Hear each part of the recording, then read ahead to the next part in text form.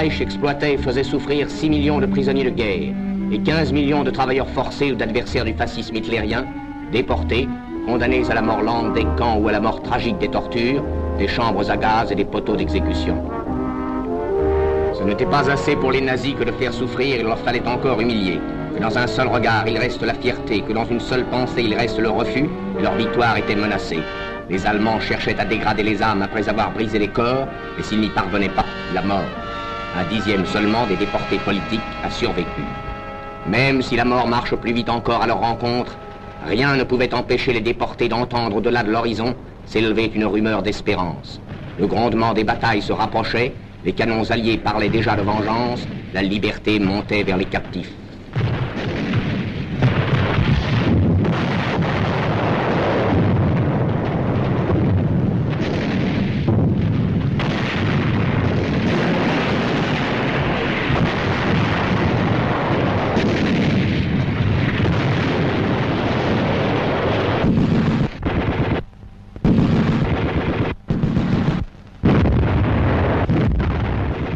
C'était une étrange guerre que celle des combattants alliés.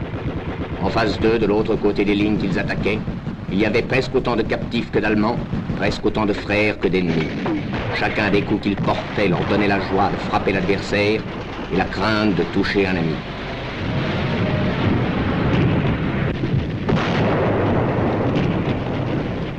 À chaque instant de l'avance, leur récompense venait au-devant d'eux. Les soldats allemands levaient les bras pour se rendre. Mais parfois, c'étaient les prisonniers d'hier qui capturaient leurs anciens geôliers avec des armes reconquises en même temps que leur liberté. À ces hommes, leur victoire ne donnait pas seulement la délivrance, elle restituait la fierté.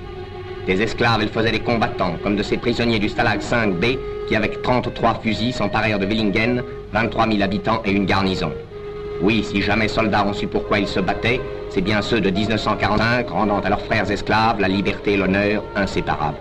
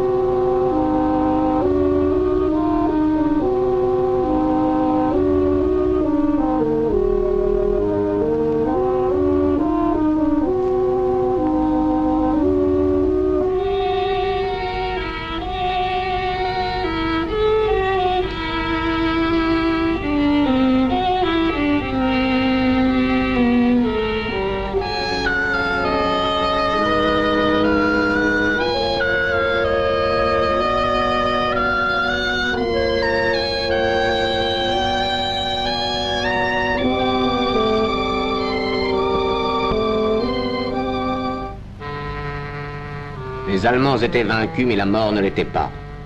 Les nazis, avant de disparaître, lui avaient promis des milliers de victimes encore. Par exemple, il y avait un médecin allemand au camp de Belsen, et sous son règne, il mourait 3000 personnes par jour. Après la libération du camp, ce chiffre tomba peu à peu à 800, puis 400, puis 200. Épuisement physiologique, blessures et coups sans veniment, dysenterie, typhus, et ce qu'un médecin appela la Buchenwaldite, infection purulente qui entraîne rapidement la mort. Il restait à vaincre tout cela. Ce fut pour les médecins une tâche difficile.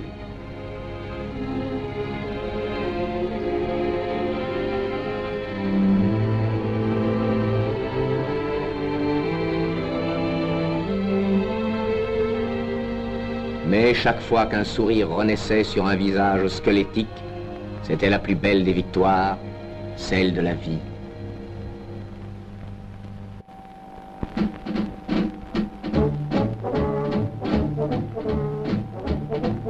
Les captifs libérés se mettant en marche vers leur patrie.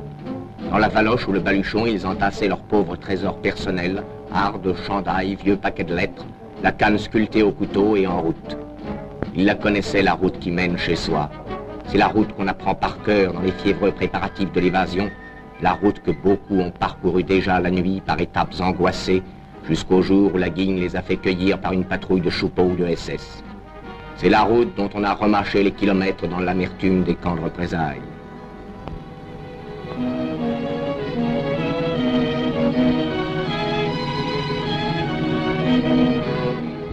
Au début, ils marchaient d'un bon pas, gaillards, décidés. Mais elles sont longues, les routes allemandes. Ils ne sont pas costauds, les jarrets du prisonnier de 5 ans. Ils avaient eu les yeux plus gros que le ventre, les jambes moins longues que leur chemin. Ils s'arrêtaient pour faire la pause un peu plus souvent qu'il n'eût fallu. Ils marchaient d'un pas de plus en plus lourd, de plus en plus lent.